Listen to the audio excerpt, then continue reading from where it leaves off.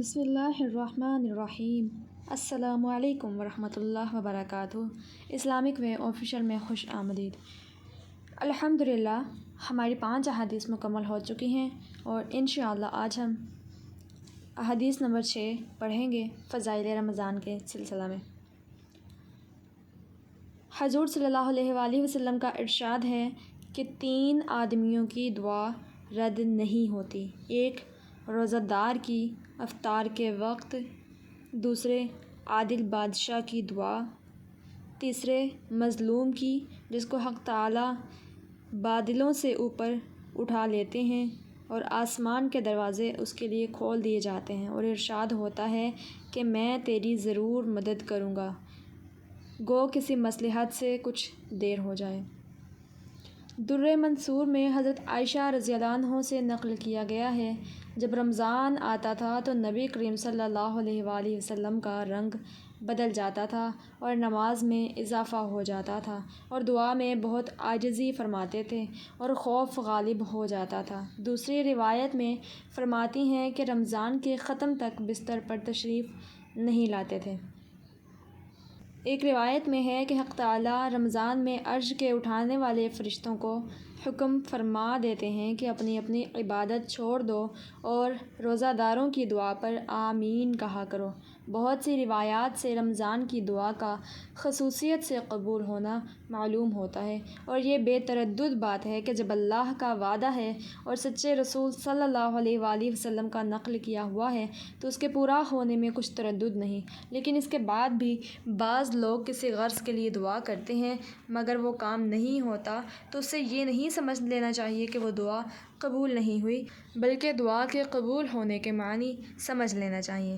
نبی کریم صلی اللہ علیہ وآلہ وسلم کا ارشاد ہے کہ جب مسلمان دعا کرتا ہے بشرط یہ کہ قطع رحمی یا کسی گناہ کی دعا نہ کرے تو حق تعالیٰ کے یہاں سے 3 چیزوں میں سے ایک چیز ضرور ملتی ہے، یا خود وہی چیز ملتی ہے جس کی دعا کی، یا اس کے بدلے میں کوئی برائی یا مصیبت اس سے ہٹا دی جاتی ہے، یا آخرت میں اسی قدر ثواب اس کے حصہ میں لگا دیا جاتا ہے۔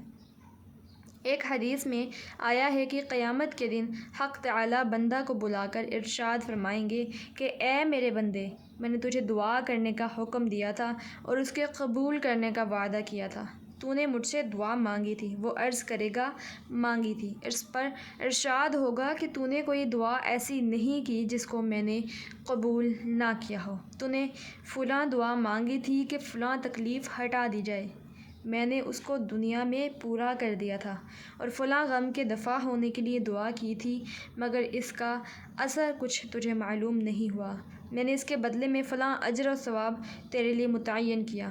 آپ صلی اللہ علیہ وآلہ وسلم ارشاد فرماتے ہیں کہ اس کو ہر دعا یاد کرائی جائے گی اور اس کا دنیا میں پورا ہونا یا آخرت میں اس کا عوض بتلایا جائے گا۔ اس اجر و ثواب کی کثرت کو دیکھ کر وہ بندہ اس کی تمنا کرے گا کہ کاش دنیا میں اس کی کوئی بھی دعا پوری نہ ہوئی ہوتی کہ یہاں اس کا اس قدر اجر ملتا۔ غرض دعا نہایت ہی اہم چیز ہے، اس کی طرف سے غفلت بڑے سخت نقصان اور خسارہ کی بات ہے، اور ظاہر میں اگر قبول کے آثار نہ دیکھیں تو بددل نہ ہونا چاہیے۔ حضرت عمر رضی اللہ عنہ حضور اکرم صلی اللہ علیہ وآلہ وسلم سے نقل کرتے ہیں کہ رمضان المبارک میں اللہ کو یاد کرنے والا شخص بخشایا ہے اور اللہ سے مانگنے والا نامراد نہیں رہتا۔ حضرت ابن مسعود رضی اللہ عنہ کی ایک روایت سے ترغیب میں نقل کیا ہے کہ رمضان کی ہر رات میں ایک منادی پکارتا ہے کہ اے خیر کی تلاش کرنے والے متوجہ ہو اور آگے بڑھ، اور اے برائی کے طلبکار بس کر اور آنکھیں کھول۔ اس کے بعد وہ فرشتہ کہتا ہے کہ کوئی مغفرت کا چاہنے والا ہے کہ اس کی مغفرت کی جائے، کوئی توبہ کرنے والا ہے کہ اس کی توبہ قبول کی جائے، کوئی دعا کرنے والا ہے کہ اس کی دعا قبول کی جائے، کوئی مانگنے والا ہے کہ اس کا سوال پورا کیا جائے۔ اس سب کے بعد یہ امر بھی نہایت ضروری اور قابل لحاظ ہے کہ دعا کے قبول ہونے کے لیے کچھ شرائط بھی وارد ہوئی ہیں کہ ان کے فوت ہونے سے بسا اوقات دعا رد کر دی جاتی ہے۔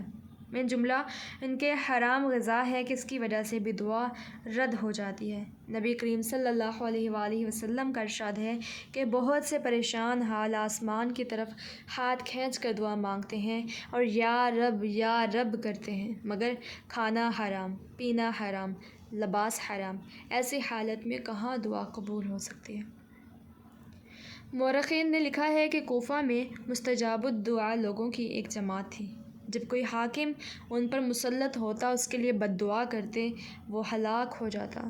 حجاج ظالم کا جب وہاں تسلط ہوا تو اس نے ایک دعوت کی جس میں ان حضرات کو خاص طور سے شریک کیا، اور جب کھانے سے فارغ ہو چکے تو اس نے کہا کہ میں ان لوگوں کی بد دعا سے محفوظ ہو گیا کہ حرام کی روزی ان کے پیٹ میں داخل ہو گئی۔ اس کے ساتھ ہمارے زمانہ کی حلال روزی پر بھی ایک نگاہ ڈالی جائے، جہاں ہر وقت سود تک کے جواز کی کوششیں جاری ہوں، ملازمین رشوت کو اور تاجر دھوکہ دینے کو بہتر سمجھتے ہوں۔ اللہ تعالیٰ ہدایت کی توفیق عطا فرمائے، آمین یا رب العالمین۔ جزاکم اللہ خیرا کثیرا۔ السلام علیکم ورحمۃ اللہ وبرکاتہ۔